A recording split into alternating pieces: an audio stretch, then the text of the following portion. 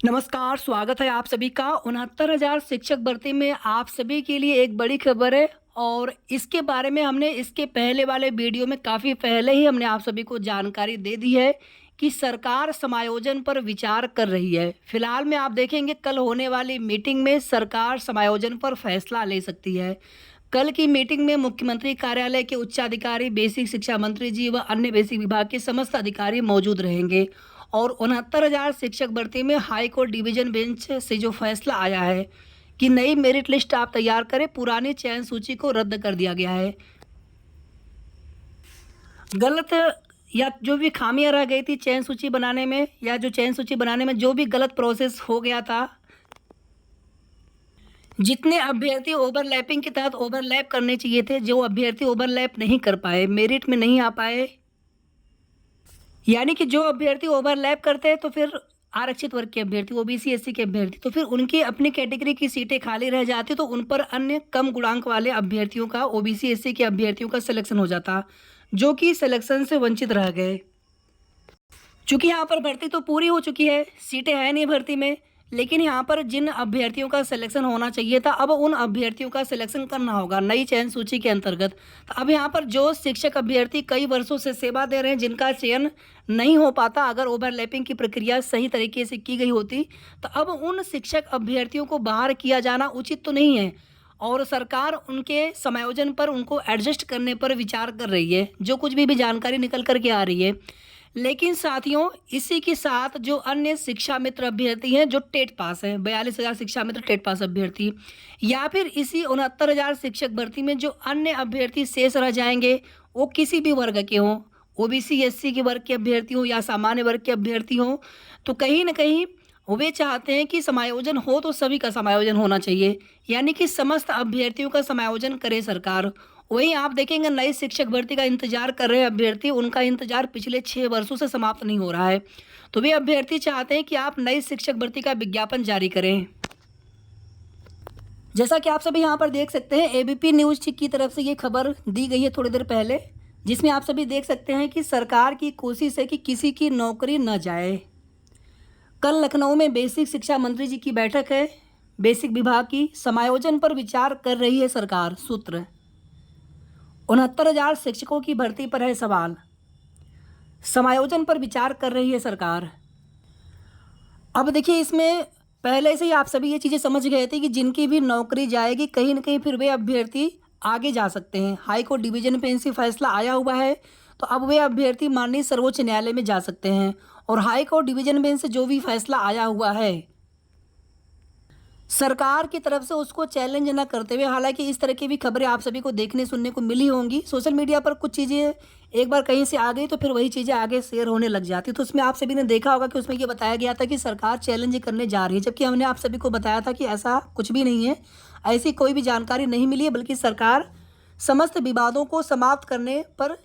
विचार कर रही है और जो भी इसमें शिक्षक अभ्यर्थी होंगे जो बाहर हो सकते हैं, उनके समायोजन पर विचार कर रही है। लेकिन साथियों, हमारी स्पष्ट मांग है माननीय मुख्यमंत्री जी से और आप सभी अभ्यर्थियों की तरफ से स्पष्ट मांग है कि आप समायोजन करें तो सभी का करें, क्योंकि देखिए यहाँ पर किसी जो भी अभ्यर्थी पहले से चयनित हो चुके हैं, तो अब इसमें उनकी गलती नहीं है, लेकिन कहीं ना कहीं आप देखेंगे कि एक तरह से जो भी यहाँ पर ओबीसी एससी के छात्र पीड़ित हैं, जिनका सिलेक्शन होना चाहिए था, अब वे अभ्यर्थी लगातार मांग कर रहे हैं कि जिनका सिलेक्शन नहीं होना चाहिए था तो उनको बाहर किया जाए। वही नई शिक्षक भर्ती के अभ्यर्थी भी यही चाहते हैं। तो कुल मिलाकर के यहाँ पर समायोजन जब सरकार कर रही है तो कम से कम समायोजन इस प्रकार से किया जाए कि सभी के साथ न्याय हो जाए। आपकी इस भर्ती में बहुत सारे मामले हैं, अभी भी बहुत सारे मामले हैं। आंसर की वाला प्रकरण है, बहुत सारे अभ्यर्थी ऐसे जिनको कि एक नंबर न मिलने से 89 या फिर 96 नंबर रह गए थे, अगर उनको एक अंक मिल गया होता, चूँकि अगर यहाँ पर नए सिरे से चयन सूची बनती है तो पहले यूपी टेट में जो 3 अंक कॉमन नंबर दे दिया गया था और जब मांग की गई जो प्रश्न विवादित गलत थे उन पर कॉमन अंक नहीं दिया जा रहा था, फिर बाद में बड़े मुश्किल से अभ्यर्थियों के लंबे संघर्ष के बाद 1 अंक कॉमन मिला भाषा वाले प्रश्न पर। तो कहीं ना कहीं वे अभ्यर्थी भी परेशान हैं कि हमें तो न्याय मिला नहीं, सिर्फ याची लाभ मिला, या फिर जितने भी याचीकर्ता अभ्यर्थी थे उसमें भी एक डेट दिया गया था उसके अंतर्गत, उसके पहले पहले, तो यहाँ पर बाकी लोगों को तो आंसर की में कोई फ़ायदा मिला नहीं। और इसके अलावा अगर यहाँ पर समायोजन होता है तो शेष अभ्यर्थी फिर कहाँ जाएंगे, उनकी क्या गलती है, फिर उनका भी समायोजन क्यों नहीं होना चाहिए। वहीं शिक्षा मित्र अभ्यर्थी हैं, कई वर्षों से सेवा दे रहे हैं बेसिक शिक्षा विभाग में, उनका समायोजन क्यों नहीं किया गया। पिछले 6 वर्षों से लगातार शिक्षक रिटायर हो रहे हैं, उसके बाद भी बेसिक शिक्षा विभाग में क्या शिक्षकों की आवश्यकता नहीं पड़ रही है। कम से कम 1 लाख के आसपास सीटें खाली हुई होंगी, हर साल 12,000 15,000 इतने शिक्षक कम से कम रिटायर हो रहे होंगे, और 6 साल से कोई भी नई भर्ती आई नहीं है। तो क्या यहाँ पर नई शिक्षक भर्ती नहीं आना चाहिए? अब तक आना चाहिए था, अब तक कई बार विज्ञापन आना चाहिए था नई शिक्षक भर्ती का। लेकिन आप देखेंगे इसके विपरीत 31,000 समथिंग जो संख्या है सरप्लस शिक्षक बताए जा रहे हैं। आप जब शिक्षक भर्तियां करेंगे नहीं, ऑटोमेटिकली बच्चे कम होते चले जाएंगे। कहीं पर देखेंगे तो विद्यालयों का संविलियन किया गया, तो कहीं पर समायोजन किया जा रहा है। आप देखेंगे जहाँ पर कम बच्चे हैं वहाँ से शिक्षक हटा करके कहीं और पर जो प्रधानाध्यापक वाले, मतलब बहुत सारी चीज़ें अगर यहाँ पर बताने लग जाएंगे तो वीडियो काफ़ी बड़ा हो जाएगा। बस आप यहाँ पर ये समझ लीजिए कि कुल मिलाकर के भर्तियाँ नहीं देनी है, और यहाँ पर जो भी भर्ती में विवाद है समायोजन ही करना है तो समायोजन सभी का होना चाहिए। और अगर सिर्फ यहाँ पर कुछ शिक्षक अभ्यर्थियों का समायोजन होता है जो खामियां हैं आरक्षण की, तो इसको फिर बहुत पहले ही कर लेना चाहिए था। यानी कि ये अभ्यर्थी इतने सालों से जिस मानसिक पीड़ा से गुजरे हैं, जितना संघर्ष किया है अपने न्याय के लिए, अब जाकर के उनको न्याय मिलने भी जा रहा है, लेकिन